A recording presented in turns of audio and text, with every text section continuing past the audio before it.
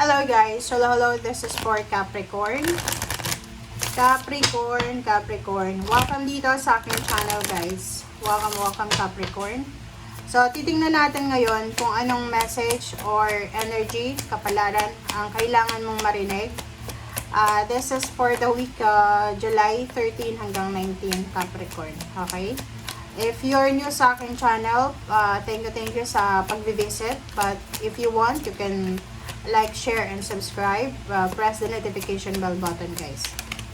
Okay. First card natin is Stork, Capricorn. Yung Stork na yan, guys, is para siyang balita. So, sinasabi ng barahan na yan na there's a good news, there's a news, or there's an information about changes sa buhay mo. Okay? May mga relationship na mag-heal. May, like for example, sa nakikita ko sa'yo dito, may mga new friendship, new collaboration, new person na posibleng pumasok sa buhay mo. May possibility din na ma-in love ka sa iba, sa bago.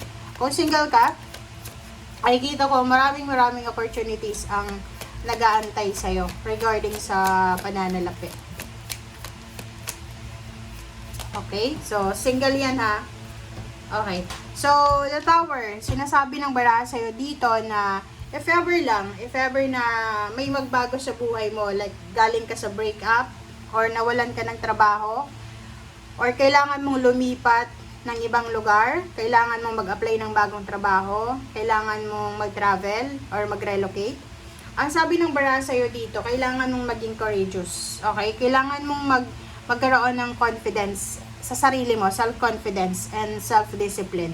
Kasi sa nakikita ko sa'yo dito, yung halimbawa iba, kung halimbawa ibang tao, hindi Capricorn. Siguro kung water sign etong barahang to, i-give up na nila.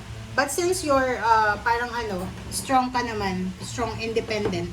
Sa nakikita ko sa'yo dito, sinasabi ng baraha sa'yo na if ever na there's something na hindi balanse sa buhay mo, wala namang yun sa'yo. Wala yung hindi ka apektado nun. Kasi unang-una, you're Capricorn. Ang Capricorn kasi, you're not easy to be discouraged, diba?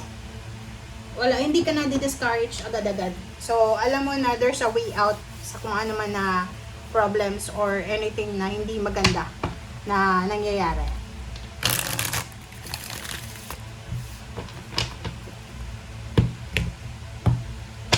Alright. Capricorn, 'di ba? So, sabi ng baraha sa'yo, kung gusto mo ng pagbabago, gawin mo siya as soon as possible. Kasi yung impress na to, this is the excitement, the confidence na, or the persistent na magsimula. So, since nasa Wheel of Fortune, sinasabi na, if there's an opportunity, pag may oportunidad na magsimula ka ulit, magbago ang buhay mo, gawin mo daw. Kahit sa relationship, parang sinasabi ng baraha, siguro may mga bad habits ka, bad lifestyle na kailangan mong, kumbaga i-let go mo siya para sa relationship nyo. Okay, another naman is Ace of Pentacles. Okay? Ace of Pentacles and Ten of Wands. So, sa nakikita ko sa'yo dito, sinasabi ng baraha na may mga, like yung iba, may trabaho na kayo, tapos may mga extra curricular activities pa kayo, may mga part-time, or whatever man. So nakikita ko sa'yo dito na sa linggong ito ay magiging sobrang busy ka, abalang-abala. Which is hindi yun kakaiba sa mga Capricorn. Ang Capricorn kasi, puro lang trabaho. Okay? Trabaho. Yun ang buhay nyo. So, yun ang nakikita natin dito. So, kung makikita mo sa baraha mo, kung naghahanap ka pa lang ng trabaho, or ng additional income, or naghahanap ka ng ibang source of resources mo sa finances, or even love life, nakikita ko yung excitement. Excited ka. Na parang halimbawa lang ha, halimbawa kaka-resign mo lang sa isang company, tapos excited ka pa na maghanap ng ibang trabaho sa ibang company. Parang iisipin mo, it's parang okay lang.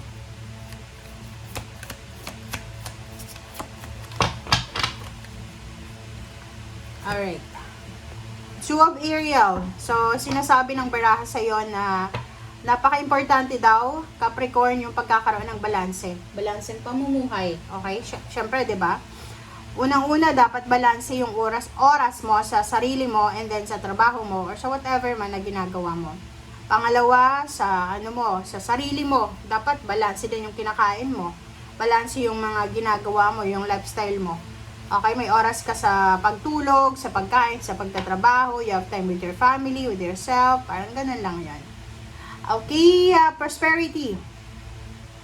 So, sinasabi ng baraha sa'yo dito na kung gusto mong makuha, kung ano yung mga bagay-bagay na gusto mo, kailangan mo daw na planuhin ito. Okay? Magplano ka para sa future mo. Okay? Sinasabi ng baraha sa'yo na be positive sa lahat ng plano. Okay? Huwag maging negative. And, King of Michael, nakikita ko sa'yo dito na isang sitwasyon ngayong linggong ito na kailangan mong maging honest. Maging honest ka sa sarili mong nararamdaman, sa pakikitungo mo, and then sa ibang tao. And the moon guys, the opportunity to improve your plans. So, makinig ka sa sinasabi ng iyong intuition, Capricorn. Sabi din ng baraha sa'yo, may oportunidad na darating sa buhay mo na pwedeng makatulong sa'yo. But, minsan, 'di ba, masyado tayong nakafocus sa ibang bagay na hindi natin nakikita. So, kailangan mong maging attentive. Okay? Maging attentive ka. And makinig ka sa iyong intuition. Okay? Tanggapin natin yung dapat tanggapin and harapin natin yung dapat harapin. And last card mo dito is do what you love. So, sinasabi ng baraha sa'yo na sa pagkakaroon ng masayang buhay, okay, buhay na masaya at simple, yung magawa mo yung gusto mo ay fulfilling na yon, di ba? So, kung ikaw hindi ka, like for example, gusto mong matuto ng mga lengguwahe, ganyan, or ng mga skills, hindi pa huli ang lahat para mag-aral, okay? So nakikita ko sa'yo dito, kailangan mo daw ng tulong from someone. So, wag mong sosolohin. Kung halimbawa sa magkakapatid yan, wag mong sosolohin yung mga obligations sa family mo. Okay, wag mong parang i-accept yung pagiging breadwinner kung alam mo na lahat naman kayo may trabaho. Okay? And then, sinasabi ng baraha sa'yo dito na importante na maging mabuting tao tayo. Okay? We need to be kind, grateful, and thankful sa lahat ng blessings natin.